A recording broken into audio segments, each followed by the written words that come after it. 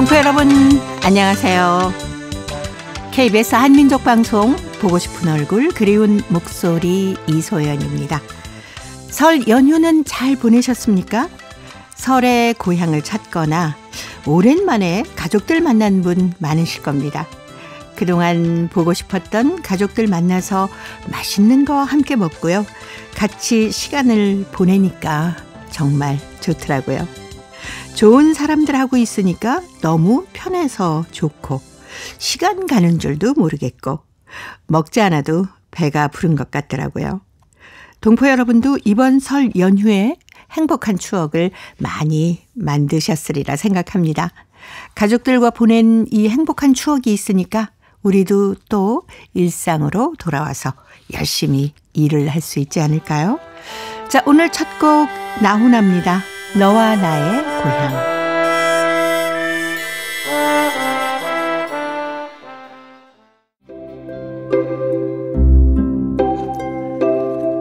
동포 여러분의 편지 사연으로 함께합니다. 행복우체통 화요일의 행복우체통 홍익대학교 글로벌 경영학과 전춘화 교수님과 함께하는 날이죠. 어서 오세요. 안녕하세요. 설 잘 보내셨습니까? 네, 너무 잘 보낸 것 같습니다. 참 많이 먹고 또 네. 친척들도 만나고 그렇죠. 그리고 또 자기만의 시간도 잠깐 가진 것 같아서 네. 더 좋습니다. 예. 근데 우리 동포 여러분들은 뭐 한국에 계신 분도 그렇겠지만 중국으로 설 쇠러 가시는 분도 계시죠? 네, 이외로 예전에는 거의 뭐 이 한국 거주한 분들 한국에서 쉬고 뭐 중국에서 있었던 분들이 한국으로 와서 설 쉬는 네. 경우가 많았는데 이번에 제가 아는 지인들도 일본은 중국으로 가서 설을 쉬더라고요. 네. 마음 같았으면 저도 이제 가고 싶었는데 이게 지금 공부할 것도 좀 있고 또 그러다 예. 보니까 못 가게 되는데 네, 아마 지금은 옛날하고 좀 다른 것 같아요. 작년만 해도 그 한국으로 오는 분들 더 네. 많았다고 느껴졌거든, 주위분들. 네네네. 근데 원래는 왜 중국으로 가서 설 쉰다. 그랬다 보니까 위체 모멘트에 네. 이렇게 다양하게 설리는 예. 모습이 나와서 좋았습니다. 예. 아무래도 그동안 만나지 못했던 중국 지역에 있는 우리 친인척들도 함께 만날 수 있고 굉장히 뭐 뜻깊은 설이 되지 않을까 싶습니다. 그렇죠. 이게 코로나가 금방 끝날 때는 네. 약간의 또 중국에서도 그 좀 다양한 뭐 감기 돌고 이러니까 사람들이 좀 걱정했는데 지금은 완전 그게 풀려서 그런지 네. 중국으로 가고 또 요즘은 동북 삼성이 주로 이제 교포들이 동북 삼성이 있잖아요. 영길시도 엄청난 유명한 그 중국 각지에서 여행하는 네. 도시를 내고 그러니까요. 할빈이 또 이번에 너무나 유명한 도시가 됐습니다.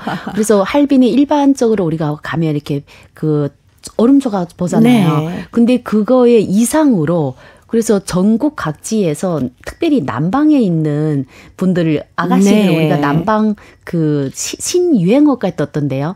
뭐라 하든가 남방 작은 감자. 귀여운 감자인 거예요. 그런 게 엄청나게 뜨니까 네. 동북 삼성에 계시는 이 동포분들도 한 번씩 가봐야 되겠다. 아마 네. 이래서 더 가지 않을까 하는 생각이 듭니다. 예. 네. 할빈이 또 약간 유럽풍의 거리도 있고 그래서 그렇죠. 참 좋더라고요. 그래도 유럽풍 거리도 있고 워낙 유명하지만 이렇게 전국에서 조명을 네. 받을 정도까지 아는데 와, 할빈 남녀가 또 잘생겼거든요. 그렇습니까? 네, 잘생겼어요. 거기에다가 온 도시 시민이 나와서 자발적으로 이게 차가 부족하잖아요. 그래서 남방 사람 톤이다 하면 무료로 태워주는 거. 어머나. 그러니까 어떤 사람 자비로 해가지고 중국이 지금 겨울 되면 탕홀로 네네네. 그거를 비싸잖아요. 무료로 해주는 거예요. 와. 무료로 나눠주고 그냥 인심이 동북 삼성의 그 사람들 인심이 사실 동포들을 또 동포에서 왔으니까 비슷한데 너무나 이렇게 성심성의껏 잘해주니까 네. 저도 할빈이 여러 번 갔는데 네. 또 가고 싶어요. 아, 저도 네. 할빈엔 여러 번 갔었거든요. 네. 예, 근데 정말 또 가고 싶네요. 이게 전국 각지를 조명을 딱 받으니까 말도 네. 이제 엔질된 거예요. 그런 날개를 달린 말을 보신 적 있어요? 그러니까요. 그러니까 얼음 앞에는 얼음 그런 거 하얀데 네. 그다음에 굉장히 잘생긴 말이 날개를 타고 있어요. 그러니까 사람들 그 옆에 가 사진 찍고 앉아 사진 찍는 게 네. 너무나 예쁘더라고요. 아, 그래서 아마 네. 이게 제 생각인데 이것 때문에 동북 삼성 일부 도시가 막 유명해지니까 북적북적해져서 이참에 나도 한번 가봐야 되겠다. 네. 그래서 설치를 가는 것 같습니다. 예. 이렇게 가족과 함께 또 뭐 할빈, 연길 이렇게 관광 도시가 되지 않았습니까? 이렇게 보내다 보면은 힐링이란 게 따로 없는 것 같아요.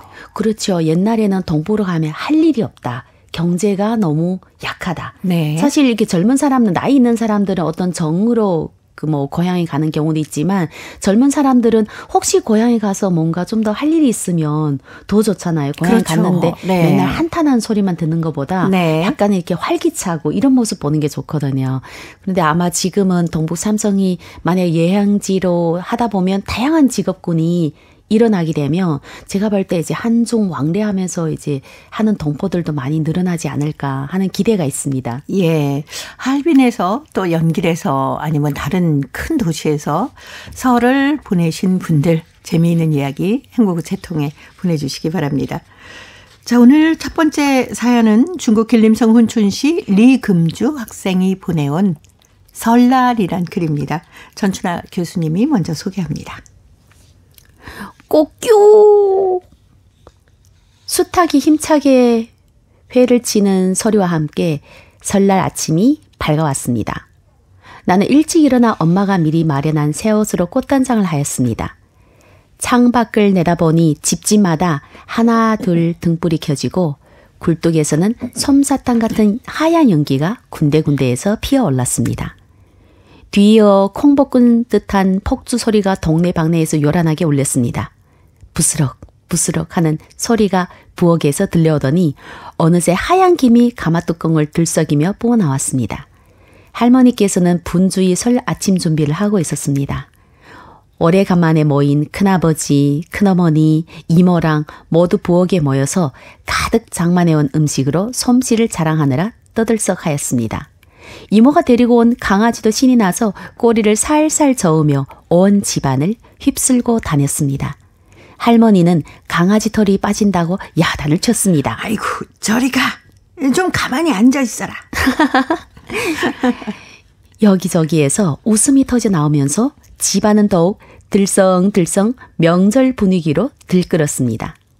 어느새 명절 음식들이 상다리 부러지게 올라왔습니다. 잎살 만두, 물만두, 순대 등 민속 음식들과 고기, 해산물, 여러 가지 야채들은 서로서로 고운 색상과 이쁜 자태를 뽐내듯 하였습니다. 저마다 사진을 찍느라 바빴습니다. 띠링띠링 명절 축하 문자 소리가 꼬리에 꼬리를 물고 울렸습니다. 나와 강아지만 밥상에 마주 앉아 군침을 꼴깍꼴깍 삼키면서 시작! 먹자! 하는 구령이 떨어지길 애타게 기다렸습니다. 자, 우리 손녀 세뱃돈 주자꾸나. 할머니가 부엌에서 나오면서 말씀하셨습니다. 나는 넙적 엎드려 절을 올렸습니다. 할머니, 새해 복 많이 받으세요. 건강하세요. 고맙습니다. 나는 활짝 웃으며 세뱃돈을 받았습니다. 설날 아침 식사가 시작되었습니다. 우리는 서로서로 축복을 하면서 건배를 했습니다. 새해 복 많이 받으세요. 더욱 건강하시고 소망하시는 일들 모두 이루세요. 온 집안에 행복의 웃음소리가 넘쳤습니다. 할머니 얼굴에도 환하게 웃음꽃이 폈습니다. 우리는 온 가족이 한자리에 모여 맛있는 음식을 먹는 행복한 설날 아침이었습니다. 네, 바로 설날의 풍경이 그냥 이 글에 고스란히 담겨 있어요. 제가 어릴 때 외할머니, 네. 친할머니 댁에 가면 항상 이랬거든요. 그렇죠. 그러니까 자기 집에서 쉴 때는 그래도 좀 뭔가 명절 그 토종 음식들이 좀 부족했던 것 같은데 네. 할머니 댁으로 가면 사실 식구가 뭐 더 늘어난 건 아니거든. 우리 집도 이제 삼촌 이모들이 오는데 네. 외할머니가 있거나 친할머니가 있는 그 맞아요. 집은 정말 풍성하게. 그러니까 이걸 언제 다 먹냐 할 정도로. 근데 생각해보니까 네. 다 먹지는 못하고 올 때 바리바리 다 이렇게 싸주는 싸주시죠. 네. 예. 그래서 정말 시장에 가면 이렇게 그 떡을 팔 때 엄청 이렇게 수북하게 싸서 올리잖아요. 네. 그 정도로 네, 차려놓고 식사하는 풍경이 지금 이 글 보니까 제 어렸을 때 생각이 나네요. 그러니까요. 마치 저희도 그 설 밥상 옆에 앉아 있는 듯한 네. 그런 느낌을 받았습니다. 우리 전통 음식도 많이 만들어 드시나 봐요. 뭐 순대까지 만드시네요. 그렇죠. 그리고 사실 순대를 한 집마다 만드는 게 아니에요. 네. 저는 이전에 한번 설 그 전에 한번 갔는데 그때 되면 누구 집에서 돼지를 잡는다. 이렇게 얘기하면 예약이 들어가는 거예요. 뭐 예약 들어간다 해서 지금 저 인터넷 아니라 누구 집 얼마, 누구 집 몇 건 이래서 종이다 적는 거예요. 그러면서 이 남자들은 뭐 돼지 잡는다 하면 여자들은 어디 집에 모여서 같이 순대를 만드시는 거예요. 그래서 이 잡는 집에서 아마 어느 정도 받으면서 굉장히 저렴하게, 그러니까 집집마다 순대를 다 만들면 그 순식간에 없어져요. 네. 그래서 집에 다 가져오는데 아마 제가 생각했을 때 우리 할머니 집에도 갔을 때 항상 순대가 있었는데 아마 할머니도 그 동네 분들하고 같이 이렇게 얘기하면서 만들지 않았을까. 그래서 저는 이제 같이 순대 만드는 그 곳을 갔거든요. 정말 웃음소리에 이 동네의 다양한 이야기거리, 아무튼 너무너무 즐거웠던 그 생각이 나는데, 네, 그게 이제 설인 것 같습니다. 네. 근데 떡국 얘기는 없네요. 이게 저도 이제 생각해 보니까 중국에 있을 때 이게 저희들 이제 동북 삼성에는 주로 한족들과 같이 많이 살잖아요. 네. 그러다 보니까 명절 음식도 나오는데 거기에 물만두를 보통 먹거든요. 네, 만두 많이 드시더라고요. 그렇죠. 그래서 이 중국의 물만두는 한국의 그 떡국에 보면 떡국 빼고 그 만두가 있잖아요. 물에. 네네. 똑같아요. 근데 대신 어떤 집은 떡국을 넣고 어떤 집은 아마 만두만 끓여서 먹는 것 같은데 저희 집은 떡국을 먹었어요. 그래서 떡국을 대신 이제 떡국과 물만두를 같이 섞은 거 아니라 떡국 안에 제가 기억에 그 북어포도 들어갔던 느낌이 들거든요. 네, 시원한 국물이. 그래서 이거를 그 할머니가 만들어 주셔가지고 말렸다가 그날 되면 이렇게 녹여서 먹고 그런 기억이 좀 나는데 아마 이렇게 막 짬뽕 되고 이런 것 같긴 합니다. 떡만둣국으로 나오기도 하고. 네, 맞아요. 근데 제가 듣기로는 그 물만두 안에 뭐 동전을 넣기도 한다면서요. 이게 뭔가 하면 물만두를 정말 많이 빚거든요. 네. 그런데 이제 온 가족이 같이 모여서 빚으면서 이게 약간 복이 되라 이런 뜻으로 저희 어렸을 때는 어머니가 이제 그 동전을 물에다가 끓여가지고 한참 동안 소독을 하세요. 그 다음에 우리가 쌀 때는 다 같이 싸면서 듣는데 문제는 이게 섞어버리니까 어느 안에 있는지. 그래서 첫 시작할 때는 먹을 때 굉장히 조심을 해요. 왜냐면 이게 단단하잖아요. 그렇죠. 그런데 거기에서 좀 더 진화돼가지고 뭐 좀 재미삼아 여기에다가 뭐 소금만 넣든지 뭐 고춧가루 넣든지. 근데 이게 먹는 분이 복을 탔다고 해요. 근데 어른 되니까 그게 좀 없어진 것 같아요. 동전을 넣어서 그거를 살짝 씹었지만 당첨이잖아요. 맞아요. 이게 그러니까 어떤 애들은 당첨되려고 열심히 먹는 거죠. 만두만 골라서 막. 그래서 어떤 집은 이제 아이를 좀 재밌게 하려고 일부러 그 만두만은 좀 크게 하거나 모양을 좀 다르게 해가지고 어린아이들 같은 경우는 좀 그 기적 같은 거 아니면 좀 서프라이즈 같은 거 필요하잖아요. 그럴 거 위해서. 근데 그게 한 번 되면서 한 30분 동안 이걸 가지고 웃음거리가 생겨요. 그렇겠네요. 아이고 나는 옛날에 말이야 하면서 또 예전에 그 동전 씹었던 그런 옛날 얘기도 많이 나오고. 그러니까 이게 세월이 지나서 생각해 보니까 우리 집은 식구가 5명인데 아이 3명이잖아요. 희한하게 그 한 해에 다 한 번씩 씹을 수 있을까? 엄마가 얼마나 많이 넣었으면. 근데 우리는 그거를 그렇게 많이 넣었다고 생각하는 거 아니라 나는 행운에 당첨된 아이야. 그렇죠. 그래서 언니만 하면 이제 우리 둘이 얼굴이 시무룩하다가 또 한 명이 또 한 명 당첨되고 이랬거든요. 근데 그게 좋은 추억이 되어서 지금 생각해 보니 우리 애한테 그런 걸 잘 안 해준 것 같아서 조금 미안하긴 하네요. 뭐 대보름이 아직 남아 있으니까. 그때 그렇네요. 또 재미있는 어떤 이벤트를 준비하시면 어떨까라는 생각도 드네요. 안 하다가 갑자기 하면 또 화내지 않을까요? 저희는 정월 대보름에 아버지가 잣불을 켜주셨어요. 그 잣을 이제 탁 깨물어서 안에 있는 잣을 꺼내지 않습니까? 그래서 껍질을 깐 뒤에 그 잣의 뒤에 보면 조그만 구멍이 있거든요. 그렇죠. 거기다가 바늘 있잖아요. 아주 좀 굵은 바늘. 그거를 탁 끼워서 불을 붙이는 거예요. 오. 그러니까 잣이 기름으로만 돼 있으니까 얼마나 이글이글하게 불똥이 뚝뚝 떨어지면서 그렇죠. 잘 타겠습니까? 그러면 거기다 덕담을 해 주시는 거죠. 아이고 소연이가 올해는 공부도 잘하고 건강하겠구나. 근데 잣불은 다 그렇게 잘 타거든요. 그렇죠. 그렇죠. 그럼 온 식구가 얼마나 기분이 좋아요. 예. 그랬던 기억이 납니다. 지금 생각해보면 그런 전통적인 음식이나 네. 전통적인 어떤 습관들이 어릴 때 좋은 정말 소중한 추억이 되는데 그러니까요. 그걸 점점 이렇게 어떻게 보면 이어와야 될 것 같아요. 네. 이것도 모형 자산이잖아요. 그렇죠. 근데 지금은 점점 바쁘다는 이유로 그냥 대충 한 끼 열심히 먹고 끝 하니까 좀 네. 아쉽기는 하죠. 예. 올 정월 대보름에는 따님하고 잣불 한번 꼭 켜보시기 바랍니다. 네, 그렇게 하겠습니다. KBS 딩동댕 어린이 노래회가 불러줍니다. 동요 설날.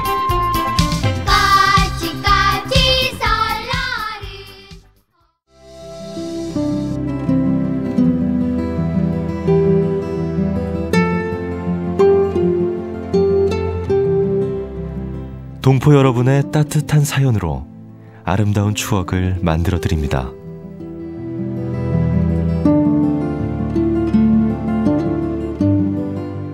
보내실 곳은 대한민국 서울특별시 영등포구 여의공원로 13 KBS 한민족방송 보고 싶은 얼굴 그리운 목소리 담당자 앞이고요.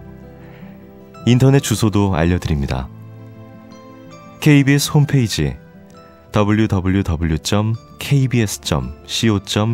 접속하신 다음 라디오, 한민족방송, 보고 싶은 얼굴 그리운 목소리를 순서대로 클릭하신 다음 청취자 참여 코너에 글을 남기시면 됩니다.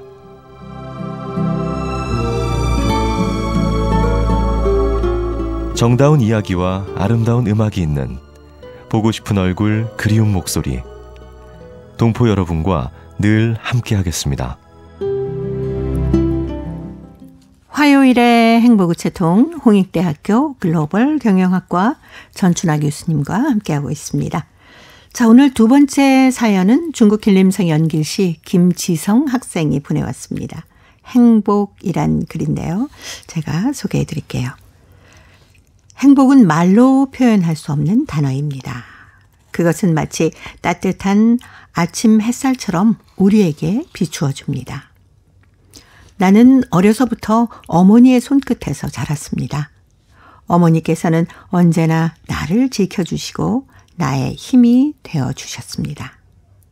어머니께서는 예절에 대해 엄격하게 요구하셨습니다.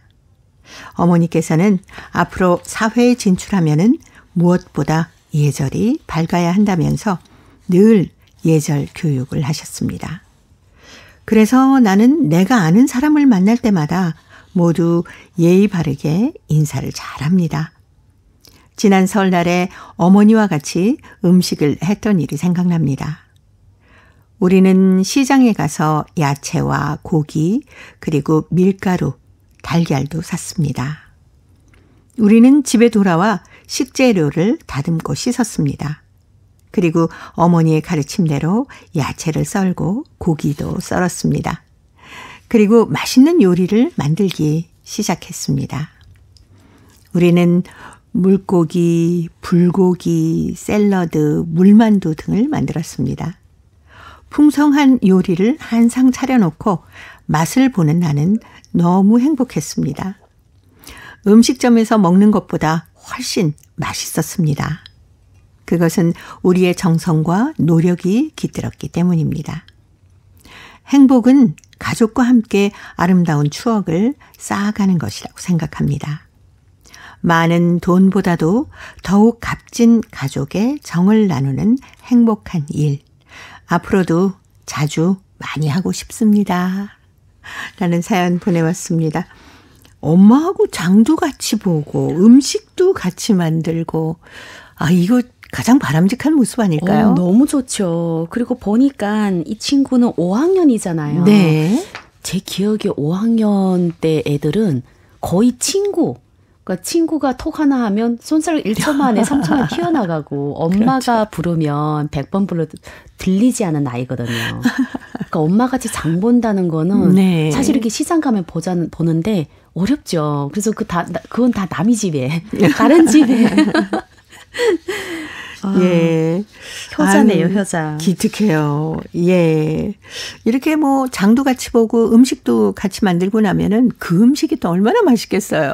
그게 생각해보면 그게 추억인데. 네. 저는 가끔 이렇게 동네에 아시는 분이 아들 3명을 키우는데 네. 그 아들 3명이 엄마를 그렇게 아끼세요. 오. 그래서 큰 아들은 아들마다 다 재주가 있는데 어떤 아들은 집을 청소 잘하고 네. 어떤 아들은 엄마랑 이렇게 말동무하고 장을 잘 보고 네. 또 한 아들은 요리를 잘하는 거예요. 어머나. 그러니까 엄마를 공주처럼, 사실 공주처럼 생기지는 않았어요. 근데 공주처럼 모시는 거예요. 네. 엄마가 완전 대빵이에요. 자기 집에서는. 왕이시군요. 그런 거를 이렇게 네. 들을 때마다 너무 부러운 거죠. 그러니까 어떻게 보면 현명하게 잘 키웠던 거예요. 그러니까 그러네요. 자기는 바빠도 아이랑 같이 항상 뭔가 함께 하는. 네네. 어릴 때 이렇게 우리가 애들한테 집안일을 잘 안 시키잖아요. 그렇죠. 시켰대요. 그리고 그거를 칭찬해주고. 네. 근데 우리는 보통 아유 좀 크면 시키지 이러는데 그게 그렇죠. 아닌 것 같아요. 예. 보통 애들이 하고 있으면 아유 저리 가봐 엄마가 할게 이렇게 네. 하고 하지 않습니까? 그렇죠. 우리 남동생 애도 2살 때 쓰레기를 버리더라고요. 근데 이게 애가 어리니까 쓰레기 네. 버리는데 휘청휘청 하는 거예요. 그렇죠. 그리고 쓰레기는 깨끗하지 않잖아요. 네. 근데 그때는 제가 처음에 엄마야 저리가 넘어지면 옷도 다 더 어지러워지고 그럴 건데 근데 걔 엄마가 뭐라는가 하면 습관 들여야 된다고. 딸은 공주처럼 키우고 아들은 머슴처럼 키워야 된다. 그러면서 그러니까 걔가 쓰레기는 자기가 버리는 줄 알아요. 아, 네. 진짜 습관이라는 게 그게 무섭습니다. 습관이라는 게 참 무섭구나. 네. 근데 이거를 저는 이제 이론을 알면서 실천을 너무 늦게 하다 보니까 이게 따님이 어디에 가자, 이게 자기 물건 살라 가자 이러면 굉장히 좋아하는데 네. 뭐 장 보러 가자 하면 시간이 없어요. 예.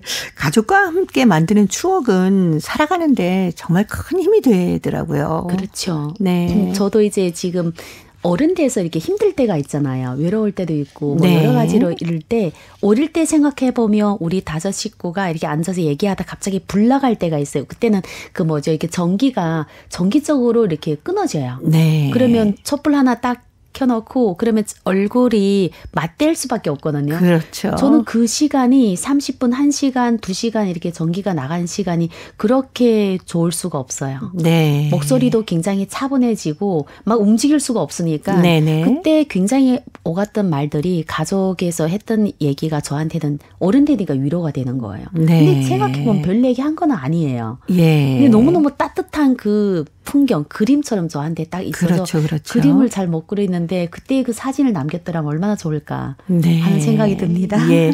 그때 나눈 대화가 사실 별게 아니다라고 말씀하셨지만 얼마나 서로에게 마음을 주는 따뜻한 대화였을까라는 게 네. 상상이 되네요. 맞아요. 아빠가 목소리 톤이 높은 걸 안 좋아해가지고 네.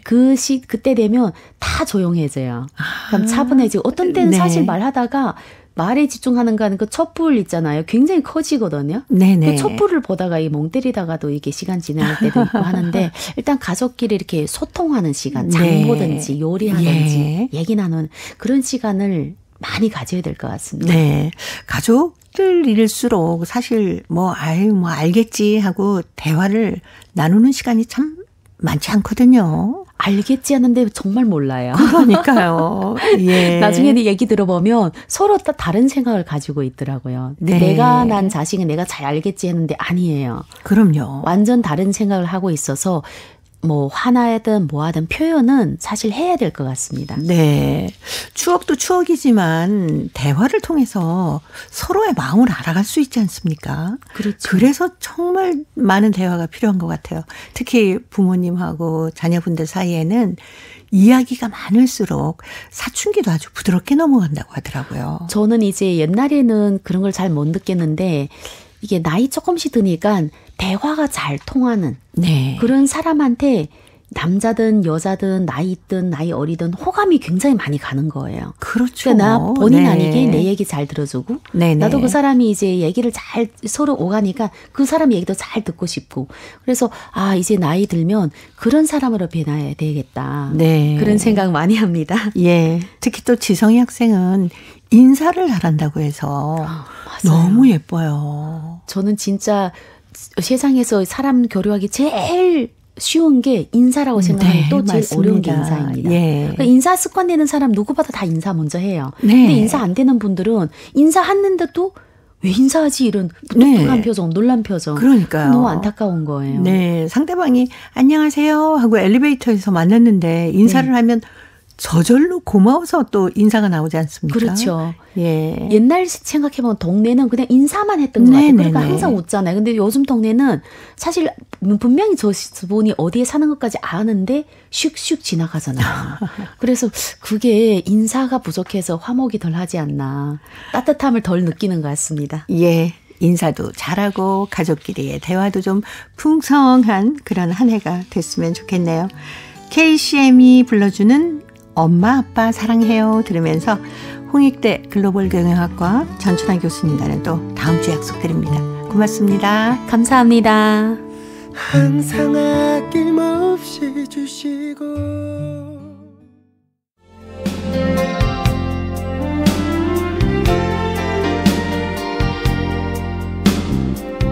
KBS 한민족 방송은 7천만 온결어의 꿈을 담습니다.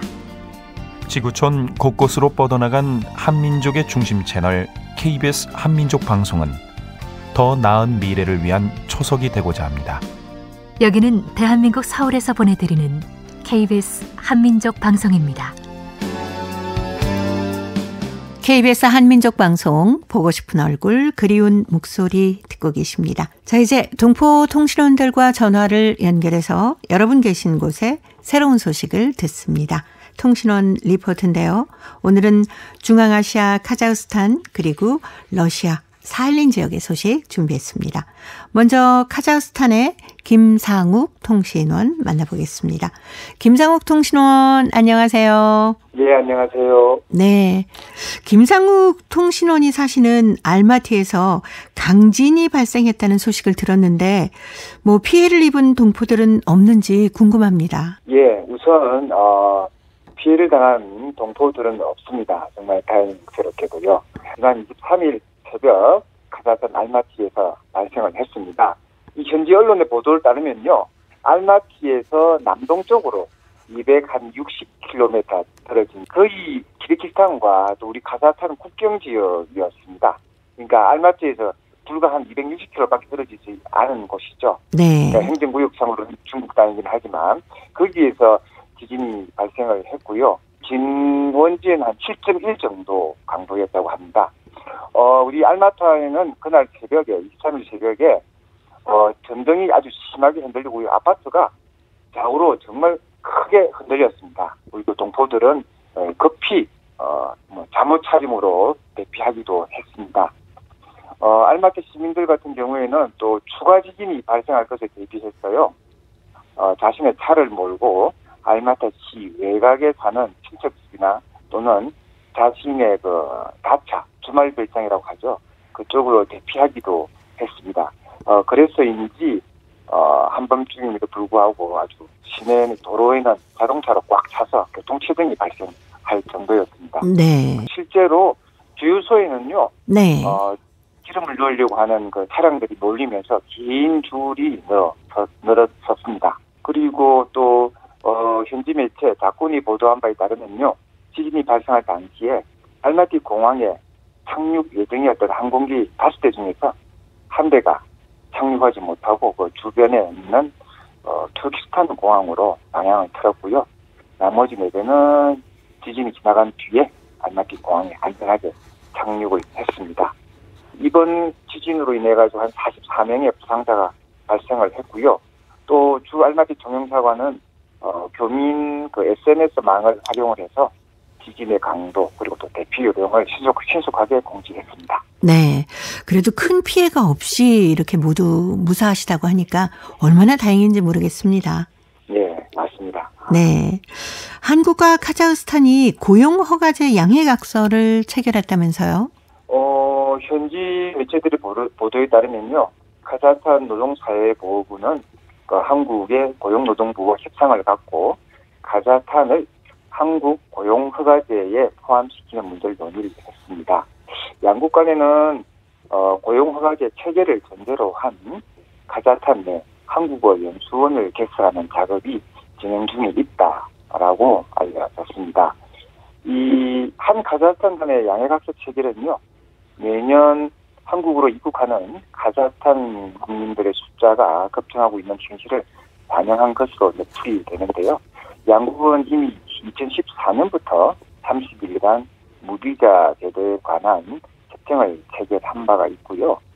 카자흐스탄 입장에서 보면요, 이 제도는 이 자국의 저숙련 근로자들 위한 어떤 혁신적인 임시 노동 이주 제도인과 동시에 한국 정부가 채용, 훈련, 감독 전 과정을 직접 조정한다는 점을 높이 평가하고 있습니다. 만약에 고용 허가제가 실시가 된다면 우리 정부 입장에서는 카자흐스탄에서 입국하는 불법 체류자의 수를 줄이고 카자흐스탄 사람들이 한국에서 합법적인 일자리를 얻을 수 있게 됩니다. 네. 카자흐스탄 외교부에 따르면요, 2023년 2월 기준에 한국에 거주하는 카자흐스탄 국민은 약 3만 6천 명이고요. 이 중에 불법 체류자로 간주되는 사람은 한 8천 명, 그리고 한 맥시멈 10,000명 정도에 이른다고 합니다. 주지하다시피 고용허가제는 국내에 있는 우리 기업이 국내 인력을 구하지 못해 불가피하게 외국 인력 도입이 필요할 경우에 우리 정부로부터 허가를 받아서 외국 인력을 근로자로 고용할 수 있는 그런 제도입니다. 네. 자, 오늘 카자흐스탄 소식 여기까지 듣겠습니다. 김상욱 통신원이었습니다. 소식 잘 들었습니다. 예, 감사합니다. 네, 고맙습니다. 이어서 러시아 사할린으로 가볼까요?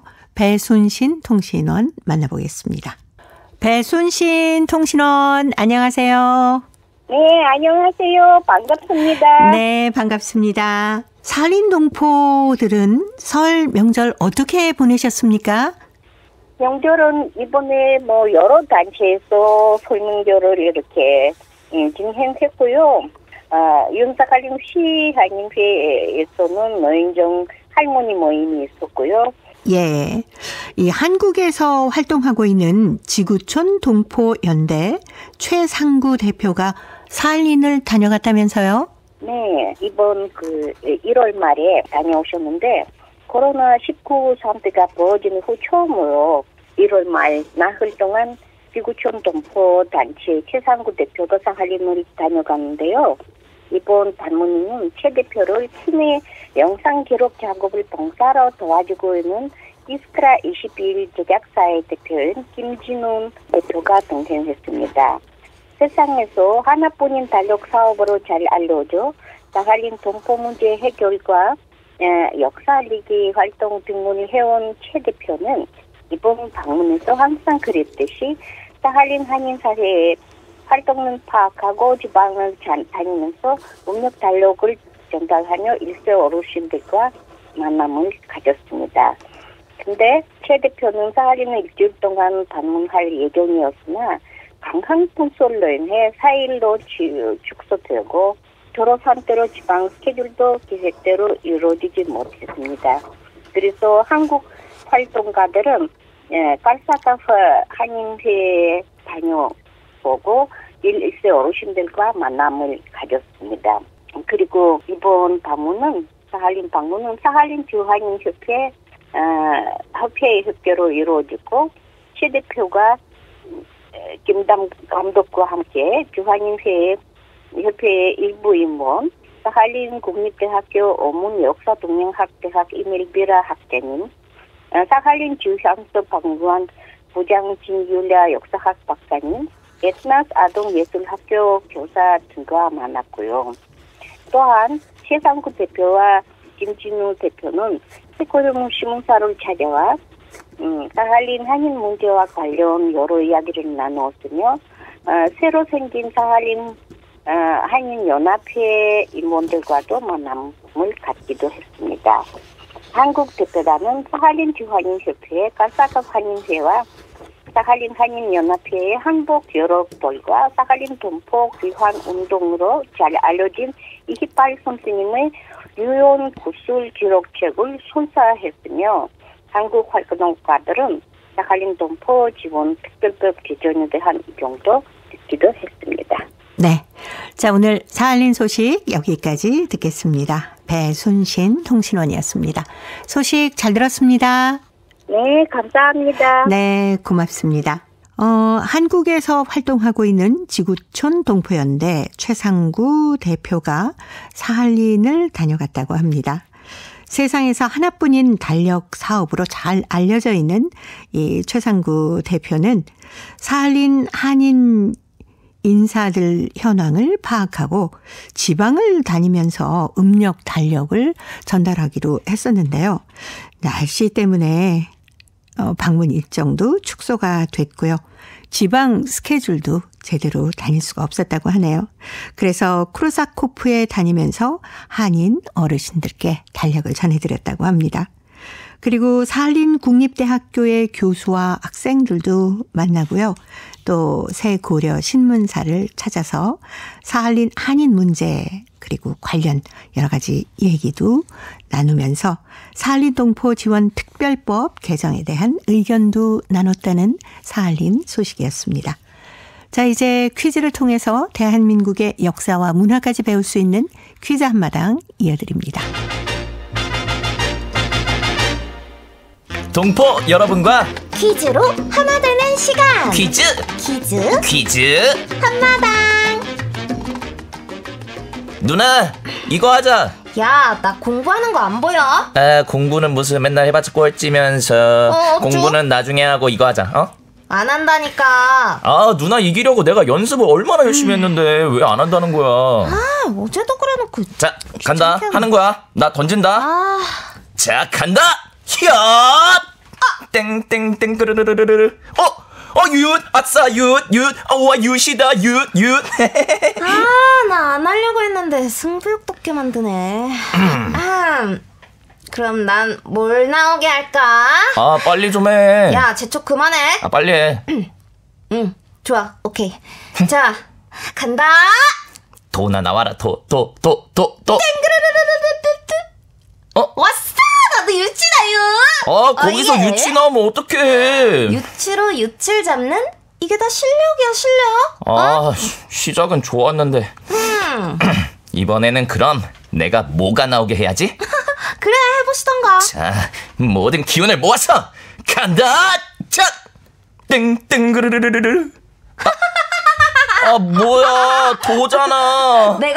내가 뭐 나오게 해줄 테니까 기다려봐. 누나가 무슨 수로? 땡땡땡땡그르르르르르. 이번에는 뭐 나와라. 정말 뭐가 나왔네? 거봐, 내가 뭐라 그랬어. 뭐야, 누나 손 좀 줘봐. 왜? 왜? 손에 뭐 달아놨나 보려고. 좀 손 좀 씻어. 근데 이상하다. 아무것도 없네 진짜. 뭐야? 넌 오늘도 나한테 안 돼. 누나가 이것을 엄청 잘하네요. 그러게요. 네, 이것은 우리나라의 전통놀이 중에 하나인데요. 보통 정월 초하루에서 대보름까지 이것을 즐깁니다. 이것을 한자어로 척사 또는 척사희라고 하는데요. 네, 4개의 육가락을 던지면서 놀이를 하는데요. 여러 사람이 편을 갈라 이 놀이를 즐깁니다. 편을 갈라서 유치를 던져가지고 나온 수만큼 말을 써서 먼저 나는 편이 이기는 게임이죠. 육가락은 둥근 통나무 도막을 반으로 쪼개서 사용합니다. 네, 이것은 원래 고대 국가였던 부여에서 가축을 번식시킬 목적으로 5가지 가축을 5마을에 나눠준 데서 비롯된 것이라고 하는데요. 육가락을 던져서 젖혀지는 것을 도개걸륜모라고 하는데 이것을 동물에 비유합니다. 네, 육가락 하나가 젖혀진 도는 돼지, 2개가 젖혀진 개는 개, 3개가 젖혀진 걸은 양, 4개 모두 젖혀진 유치는 소, 4개 모두 엎어진 모는 말에 비유합니다. 자, 여기서 문제 나갑니다. 4개의 육가락을 던지고 그 결과에 따라서 말을 이동시켜서 승부를 겨루는 전통놀이를 말합니다. 정월 초하루부터 대보름까지 주로 하는데 설날에도 이 놀이를 많이 합니다. 이것은 무엇일까요? 자, 보기 드립니다. 1번 꼬무줄 놀이, 2번 윷놀이, 3번 연날리기, 정답을 보내주신 분 가운데 일주일에 한 번 추첨해서 소정의 상금이나 상품을 보내드립니다. 퀴즈 한마당 지금까지 성우 이현주, 최현지였습니다. 감사합니다. 저희 집에서도 예전에 명절에 가족들이 전부 모이면 이것을 했습니다. 아버지가 직접 윷을 만들고요. 윷판을 그려서 온 가족이 다 함께 이것을 하면서 즐거운 시간을 보내곤 했던 그런 기억이 떠오르네요. 이것을 하면은 뭐 할머니, 할아버지부터 손주들까지 온 가족이 다 같이 할 수 있어서 좋고요. 가족들이 함께 시간을 보낼 수 있어서 참 좋습니다. 그런데 요즘에는 이것을 하는 집들이 별로 없는 것 같아요. 그래서 이것을 만들어서 팔기도 하기 때문에 이번 설에는 이것을 사다가 한번 가족들과 함께 오랜만에 모여서 즐겁게 해보시기 바랍니다. 아마 동포 여러분 계신 곳에는 마을별로도 모여서 이것을 많이 하고 계실 것 같습니다. 이것에 얽힌 추억이나 또 명절의 이야기들 행복의 채통으로 많이 보내주세요. 정답은 KBS 홈페이지에 접속하신 다음에 라디오 한민족 방송 보고 싶은 얼굴 그리운 목소리를 순서대로 누르시면은 청취자 참여란이 있습니다. 여기에 정답도 적어주시고 그리고 행복의 채통의 사연도 가득히 채워주세요. KBS 콩으로 정답을 보내실 때 깜빡하고 연락처를 안 남기시는 분도 계십니다. 잊지 마시고 연락처 남겨주세요. 여러분의 많은 참여 기다리겠습니다. 고려인들의 역사를 재조명하고 그들의 삶의 애환을 살펴보는 시간입니다. 고려인 이야기. 사단법인 고려인 마을 역사유물 전시관의 김병학 관장님 전화로 만나보도록 하겠습니다. 관장님 안녕하셨습니까? 네, 안녕하십니까? 설 연휴는 잘 보내셨어요? 예, 잘 보냈습니다. 예. 이 광주 고려인 마을에서는 이 설 맞아서 고려인들을 위한 다양한 행사를 하셨다고 하는데 어떤 행사들이 있었습니까? 예, 여기 고려인 마을에서는 해마다 전통적으로 설 추석 되면은 이 전통 행사를 해오고 있는데 이 사단법인 고려인 마을에 이제 고려인 종합지원센터를 중심으로 많은 분들이 와서 또 우리 전통적으로 세배도 하고 네. 세뱃돈도 주고 또 어린이들 여러 가지 그 다양하게 놀 수 있는 이런 환경들 만들어주고 어린이들이 또 각종 놀이할 수 있는 거 또 음식 만들어서 서로 나누고 또 그날 하루 이렇게 기뻐하고 또 우리의 전통적인 또 윷놀이도 또 할 수 있고 이래저래 해가지고 여러 가지 놀이를 장려하고 또 하고 그러면서 즐거운 이렇게 하루들을 이렇게 다 보냈습니다. 네, 예. 근데 고려인 마을 쪽에 가면은 어떤 특색 있는 음식을 맛볼 수 있는 그런 음식점들이 있습니까? 이제 고려인 마을은 여기도 그렇고 우리나라 전국적으로 지금 뭐 자천, 타천, 고려인 마을이 25개가 넘는데요. 네. 물론 이제 수가 많지 않은 데도 있고 그런데 이 고려인들이 집거에 살면 반드시 이제 중앙아시아 음식점이 생깁니다. 그러면은 거기에서 우리가 대표적으로 지금 볼 수 있는 것들이 고려인들이 만드는 이 국수가 있는데 예. 이건 전통적으로 국시라고 고려인들이 부르고 중앙아시아나 러시아에서도 달리 표기할 마땅한 말이 없으니까 러시아어로도 국시라고 표현을 해서 많이 알거든요. 네. 우리보다 고명이 훨씬 더 풍부하고 꼬치구이 그리고 그 외에 그쪽만의 특유한 채소국도 있고 생선국도 있고 또 네. 가장 대표적인 것은 흙으로 빚어 만든 화덕에 직접 이렇게 빵을 붙여서 이렇게 굽는 게 있습니다. 예. 그래서 거기서 바로 구워낸 빵은 따끈따끈하고 유달리 맛있어서 화덕에 구워낸 빵 이걸 또 찾는 사람도 많고 그래서 아마 그 다양한 걸 보실 수 있습니다. 또 하나는 가장 대표적인 게 중앙아시아 대표적인 이 플로프라고 말하는 기름볶음밥. 이건 네네. 우리의 볶음밥보다는 약간 기름지기는 한데 예. 저희가 카자흐스탄에 갔을 때 그 화덕 옆에 이렇게 빵을 팍 붙이면서 구워내더라고요. 근데 아주 예쁜 무늬를 가지고 있으면서 금방 구웠기 때문에 참 말랑말랑하고 맛있어서 같이 이렇게 뜯어 먹었던 기억이 나네요. 예, 그런 걸 바로 얘기하시는 거죠. 예. 네. 그리고 기름볶음밥도 맛있게 먹었던 기억이 있습니다. 자, 다시 이제 선봉으로 돌아가 보도록 하겠습니다. 이 선봉이 폐간되고 레닌 기치가 다시 활동을 시작하면서 한글 문학은 어떻게 명맥을 이어올 수 있었을까요? 예, 그때 사실은 고려인 강제이주 1937년 강제이주는 우리 고려인 민족문화 모든 것에서 실현이었죠. 그리고 한글 문학도 뭐 한글 문학을 발표할 수 있는 매체가 사라지고 또 강제이주로 모두가 어려움을 겪고 있어서 정말 잘못했으면 한글 문학이 그때 이렇게 천천히 사라질 수도 있었던 이런 환경이죠. 그런데 그때 이 선각자들 일부가 목숨을 잃어가면서까지 기어이 신문을 복간을 했고 또 신문을 복간할 수 있었던 배경에는 선봉신문의 이 활자공 그러니까 십자공이었던 이런 몇몇 사람들이 당시 이 소비에트 당국에 요청을 했었습니다. 그것도 위험한 일이었죠. 몸만 가라고 했는데 이분들이 당국에 그래도 한글 활자와 한글 활자 주조기를 좀 가져가도 되겠느냐 요청을 했는데 의외로 그냥 거기서 수락을 해줬습니다. 그래서 이분들이 6,000km가 넘는 강제 열차길에 이 한글 활자와 활자 주조기를 가지고 왔었기 때문에 또 일부 뜻있는 분들이 용기를 내서 신문 복간을 위해서 뛰어들었고 또 이게 실질적으로 이제 반년 만에 신문이 복간이 되니까 조심스럽게 지면도 늘리면서 문의 페이지가 들어가고 이러면서 한글 문학의 불씨가 꺼질 듯 했는데 꺼지지 않고 살아날 수가 있었던 거죠. 예. 근데 아마 그 방송을 들으시는 분 중에는 왜 중앙아시아로 강제 이주가 됐을까라고 궁금해하시는 분도 계실 것 같은데 잠시 설명을 좀 부탁드릴까요? 강제 이주 사건은 1937년에 그러니까 연해주에 살던 20여만 명의 고려인들이 스탈린 정권의 어떤 전격적인 결정에 의해서 1937년 9월 9일부터 그해 말까지 17만 2천 명이 중앙아시아, 특히 카자흐스탄, 우즈베키스탄으로 강제로 이주된 사건을 말합니다.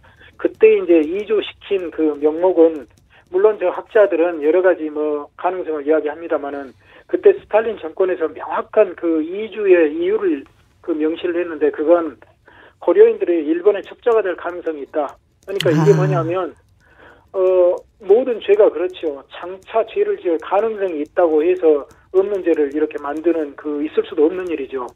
그래가지고 중앙아시아로 이렇게 이주돼가지고 연해주에서 어떤 응집력 있게 살던 이 고려인들이 중앙아시아로 분산되고 흩어지고 또 거기에서는 대학에서 우리 모국어 사용을 못하게 하고 이런저런 걸로 해서 고려인들이 흩어져 살면서 민족의식하고 이 모국어를 점점 잊어버릴 수밖에 없는 그런 환경을 만들었죠. 그런데 그 속에서도 고려인들이 어떻게든 신문사를 복간하고 우리 극장은 또 본연의 그 인물을 잊지 않고 유지해 오면서 그래도 고려인으로서 정체성을 갖고 모국어도 완전히 잊지 않을 수 있게 명맥을 지켜갈 수가 있었던 것이고 거기에서 가장 이렇게 큰 영향을 미쳤던 것은 신문이라고 할 수 있습니다. 예. 강제 이주를 하면서 그동안 이루어놨던 것들이 참 많이 무너지고 사라지기도 했겠네요. 그게 너무나 가슴 아픈 이야기인데요. 네. 강제 이주 이전에 연해주 지역에 17개의 크고 작은 모국어 신문이 있었습니다. 네. 그리고 380개의 민족학교가 있었습니다. 그리고 2개의 고려 사범 전문학교가 있었고 1개의 사범대학교가 있었고 200개의 도서관이 있었습니다. 예. 또 수많은 민족 그러니까 공식적으로 소비에트에서 인정한 극장은 고려 극장이 유일하지만은 소규모의 단위의 어떤 극장 연예부 활동을 했던 조그만 극장 형태는 또 수없이 많았고요. 생각을 해보십시오. 그리고 거기서 수많은 모국어 서적이 발간이 됐습니다. 네. 한글 맞춤법이 통일된 뭐 고려 문전이라는 책부터 시작을 해서 많은 것이 발간이 됐습니다. 그런데 강제이주 때 이런 걸 다 두고 출판사도 하나도 이렇게 넘어오지 못하고 오직 신문만 와서 이 활자가 있었기 때문에 낼 수 있었고 그 속에서 생각을 해보면 얼마나 많은 것을 잃었겠는가. 물론 경제적인 것도 뭐 토지를 가져오겠습니까? 거기에 가축을 가져오겠습니까? 경제적인 것도 그랬지만 문화적인 것도 모든 것을 이렇게 잃고 이렇게 떠나와야 했던 그런 정말 역사가 강제이주 사건이죠. 예. 자, 고려인 이야기. 오늘은 강제 이주가 우리 고려인들에게 어떤 영향을 미쳤는지 살펴봤습니다. 오늘도 사단법인 고려인 마을 역사유물전시관의 김병학 관장님이었습니다. 다음 주에 또 뵙겠습니다. 네, 감사합니다. 네, 고맙습니다.